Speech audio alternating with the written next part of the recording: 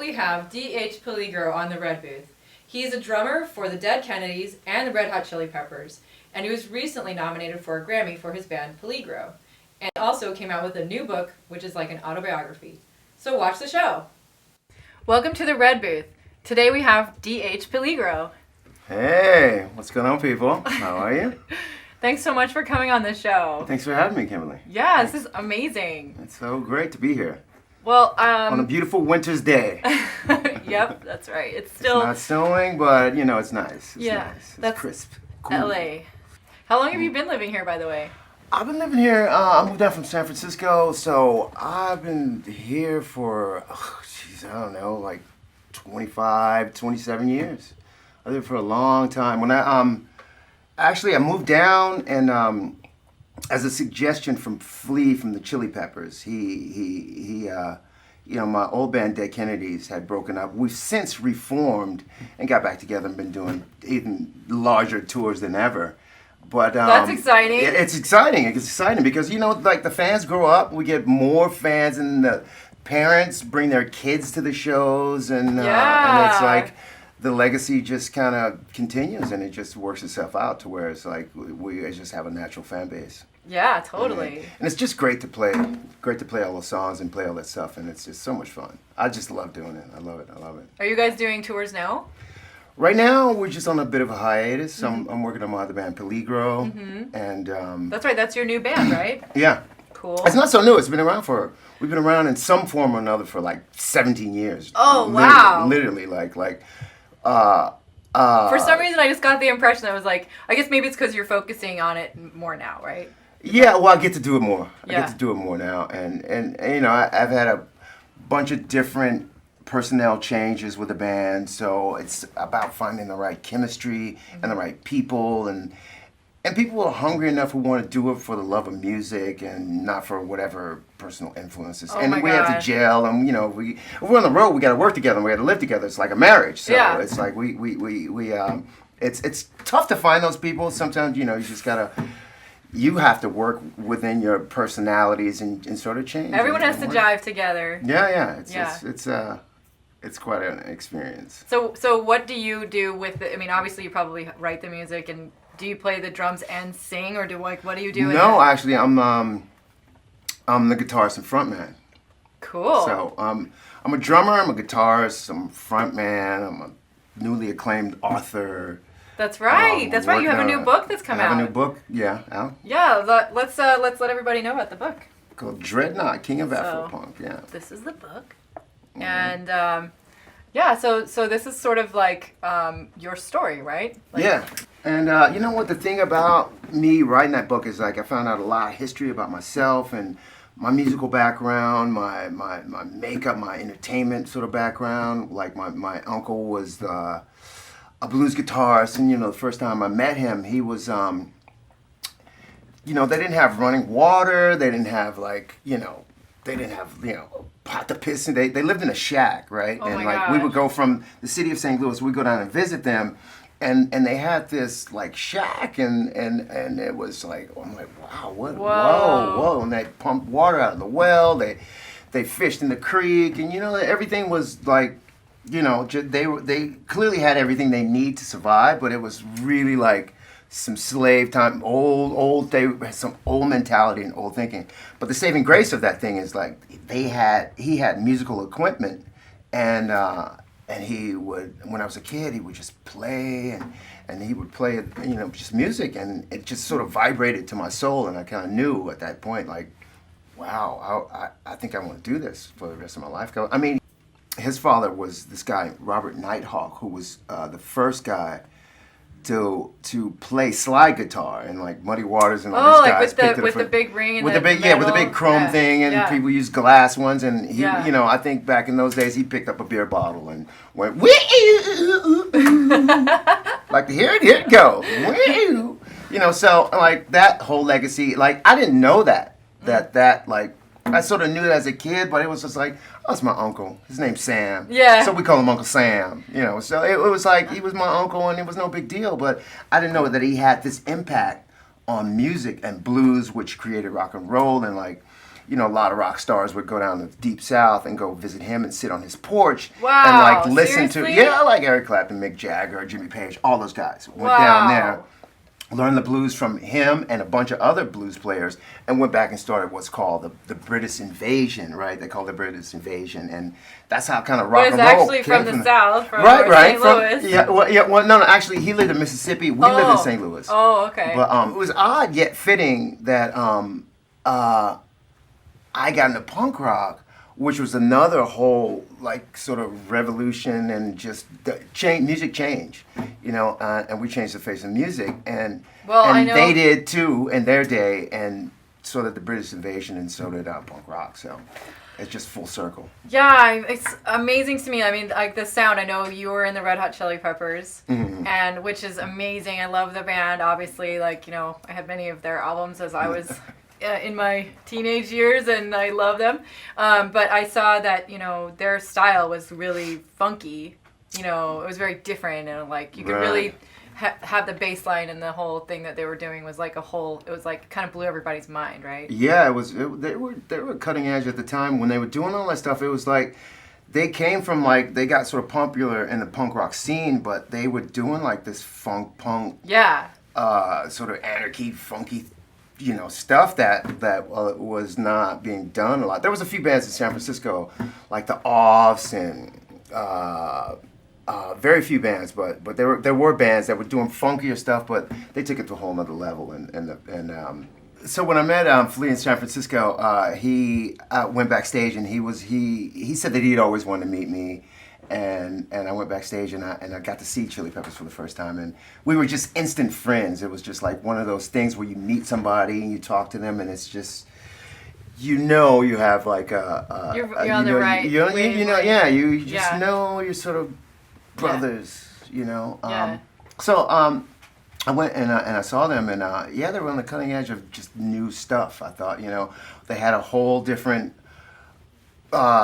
style, but it all fit into the punk rock, new wave, no wave, ska, reggae, hardcore scene. Now, there was a big ska scene then. Yeah, it was huge. And, you know, even in early punk rock days, it was meeting the Chili Peppers. They had all these crazy costumes, and Anthony was full of energy, and it was just a fun, open scene, and they were just immediately accepted into the scene, and it was good stuff. And yeah, the Sockman deal was always funny, and like, you know, hilarious. we just get butt naked and run around and put a sock on our Johnson. And the funny thing is, like, they all had these tube socks, and we did the show in Detroit, and I had these little bitty anchor breaking, like, Jamaican sock, right? Like tiny little socks. Like tiny little sock, and I had the little sock on. They had the big socks. I felt inadequate. So I came in after, I believe it was Uplift Mofo Party Plan. They had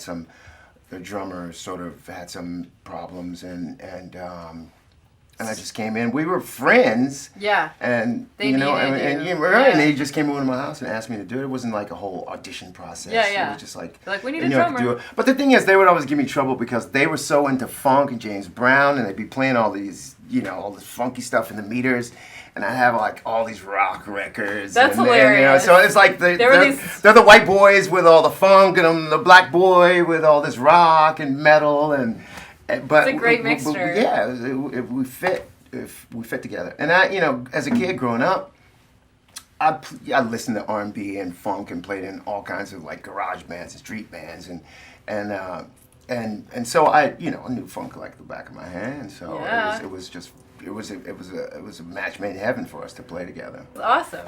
So the writing process with John, I'd written some songs with John from the Chili Peppers, and me being a drummer, I play bass, I play guitar, sing, you know, and I write my own stuff. So I would bring in songs that are like parts that are whole, like the drum part is in my head, and I'd show John the guitar part or tell him what to play. And I did the same thing with a few Dead Kennedy songs. So I would just bring stuff in, and then when you bring it into a group, people want to dissect it. Flea would dissect it and tear it apart, and that's what happened. So yeah, we you know, I bring stuff in, and we just kind of pass it around like a whore in Amsterdam, and then we'd sorry about that hitting the table, but then we'd come out with something beautiful like Stone Cold Bush, and one of the best times, like when we were doing Higher Ground, when we were writing that. That's an amazing song. That's a great song. Amazing song. That's a great song. It used to sound a lot different than it does today, but it was like Flea would do this thing. He would just go. He's amazing. And we would just go, and I would just start playing, and we would just jump in and go, energy. And then it kind of came out of that, and we slowed it down a little bit, and wow, it was just a fun process doing that stuff. That's cool. Well, so you were in the Dead Kennedys for a long time. Long time, yeah. Uh-huh. Yeah. Dead Kennedys, wow. They're major, obviously, like. Yeah. Major, and it's a big influence in my life, too, and I had so much just love for the band and love for that music and just opening up my horizons and being able to be exposed to punk rock and just play, going to play around the world and it's just wow. Did you guys travel like all over? How many countries did you guys go to? He was like, I don't even know. I don't even know. All of them with the exception of the Micronesian islands or something like that. No, I mean we played a lot and So how much money do you guys make like on tours like that? Because I've always wondered about that. Well, with Dead Kennedys, we didn't make a whole lot of money. We made enough to survive usually, and that was kind of the goal, like to support yourself through music. Yeah, totally. And our deal was like not to overcharge people for shows, and we always ran into trouble with management booking, because you got to pay for flights and hotels and transportation and food. But we wanted to keep the cost minimal so people could get into the shows, like because we're fans of the music ourselves. So we couldn't afford. Did you guys were able to set the prices of the We were able to set the price, and we still did that. That's really great. Yeah. Because normally, like, don't the record labels and the venues like just tell you that's it, this is it? It depends on who you play for and how. Established how established you are, and like how much you want the people to get in the show. Like we still play at the House of Blues, and we keep the ticket prices really low so people can get in there. And, oh my God, I want to go to the next one. It's not like about like getting super duper rich or anything. You make enough money to support yourself, but Well, it wasn't until later, until like we actually started selling records, that could make a little more money to survive, and all that money kind of went back into my other projects anyway. Totally. So. That's awesome. But we just we're politically correct in the sense of where we would keep it to a minimal so people could afford to get in the gigs because I was a little kid and I couldn't afford $16. I don't know. I think it's like a $50 price for some. You go to a Jay-Z show. I don't know what does it cost. I don't know. Yeah. But it's a lot of money. It's like a lot of people, man, don't make that much money, and it's like a week's worth of wages, for them to get into the show. So there's a bill on the table in Congress right now that is, minimum wage to $10 an hour. I think it's $10 an hour already in New York, and maybe in San Francisco. But like, your average kid who works at a fast food place or works at some doctor's office cleaning up the floors, they don't necessarily make $10 an hour, and it's a crime in this country that people don't make enough money to support themselves. Well, and it's also inflation. I mean, the inflation is what makes it so it's constantly got to go up. It's crazy. So. Exactly, and that's one of my things is like big business is running this country. And they need to step up to the plate and pay these people. If I work hard all week, I'm gonna want to maybe go to a show and be able to afford to get in. So and if it was the ticket prices were so high, there'd only be a few people that are able to afford that. Unless in other countries, people sort of plan for that stuff, more like and they make more money and they get proper vacation pay and. So it was like us doing our part to change the system as well, and instead of just sitting back and talking about it, and be about it, don't just talk about it. That's cool. Well, because I've heard, a lot of times that some of the bigger record labels, like, you end up, like, not really making a lot of money, like, in the end after all of the expenses and all the promotion and stuff. So it's like, I always feel like, I'm like, I hope they have a good deal, and I hope, that they're being, like, taken care of and, like, all that. Yeah, a lot of guys get, stooped. They're just so into, like, oh, we got a record deal. Like, what is a record deal? You get a penny per record or something, Yeah. And that happens. It happens, That's a horrible. lot. And it's ridiculous because you work your a-hole off, and then, And you're the creator. You're the one. And they just put you on tour constantly. Can you tell me any stories about, like, when it, like, something that really made a huge splash publicly, or, like, was really notable, or something that you went through with them?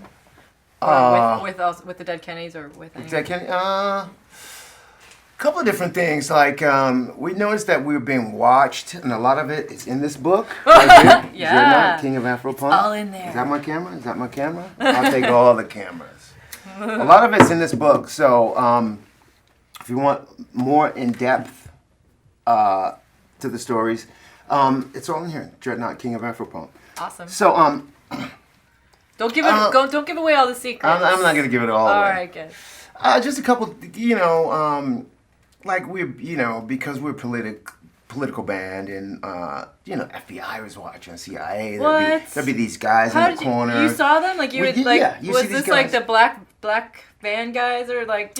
I didn't get to see the van, but they would show up. Guys would show up, and they just looked very out of place. Are you serious? And they were just like having on shades like I do, and Oh just my kind of God. like be hanging out and look weird. They're and like, your out of music is a place, threat to us. and it was, because it was opening up people's minds and making them like go and protest and speak up for what they really believe in. It was the threat, and we were considered a threat, and we were on a couple of lists to The Dead Kennedys was? Dead Kennedys for observation. Yeah. Oh my God. And Tipper Gore and all the sort of parents of punkers and the So censorship. Tipper Gore was like on you guys. She spearheaded the whole no more censorship movement, and that's when people started having to put labels on their record. And we were one of the first groups they did that to. They just busted into our warehouse, which was our record label, and they just sort of ransacked through everything. Are you kidding me? No. Did they have a warrant? Yeah, they had warrants, and there was the cops, and it was the SWAT team, and they all came busting in like gangbusters with their guns out. And what they were looking for, they just started digging through stuff, and they were like, "Oh, here it is! We found it!" And it was a H.R. Geiger poster, which was the inside of our Frankenchrist record, is the insert for our Frankenchrist record, and it was like penises inserted in the vagina in that H.R. Geiger way. That's kind of It's like arty. It's very whatever. arty. Yeah, it's very yeah. arty. But he was a freaky art guy. So they were freaky. investing. They were coming in there just to get that. That's what they wanted. Yeah, because a 16-year-old girl had given it to her 13 or 14-year-old brother, and they wanted to charge us with distributing pornography. Yeah, to minors. Are you kidding? Yeah, and because they didn't have anything else to really stick on us, so that's what they wanted to do. They were after you guys that and then much? Then they shut down the label, and then Biafra had to go to court, and so that was one of the things, the nails in the back that sort of broke up Dead Kennedys at that time. And that's a lot of pressure to go through. Yeah, daily, but and it's all in this book. A lot of it's in this book, so you can check out Dreadnought, King of Afro Punk. Shameless plug, and you'll get more in depth. It's with, so what's awesome. happening. Yeah, it's I mean that you wrote it all. You have a lot of stories, obviously, and this is like a very special time with music. It was a very special time, and like I said before, like the time before that was also just as interesting. And looking back on my life, and since I was one of the first African Americans in punk rock, we were cool in San Francisco, and it was like very accepted, and like drag queens and lesbian. It was just everybody was accepted, and everybody was really cool. But you get out of that scene and you go to the South. It's not the same. It's not the same. And you go to England, the National Front was happening at the time. Neo-Nazism was happening at the time. And you're this African American guy, and you're like, wow. And so there's a whole bunch of stuff in here about walking that tightrope and that line of duality, who is this? And then, there's like, the brothers are like, man, where you down with those people and blah, blah, so it was like, it was no real safe place kind of to be. I didn't know that at the time, but it was kind of like, whoa, I have to defend this side, I have to defend that side, and I have to be in the middle, and I have to be myself and figure this thing out and not get killed in the process. Man, I have to give you some major props for, helping with that, because obviously you were part of like bringing these two genres together and different, cultures, kind of like. Right. Like having. I noticed there's a lot more kids, a lot of kids of color I see at the shows now, and they just come up to me and they go, "Man, thank you for doing what you did." And I'm so grateful. That's so cool. And it just warms my heart, and I'm like, I know I'm of some use and service to the planet. Wow. Just by going through that, and and I think about it, and my uncle had to have gone through even worse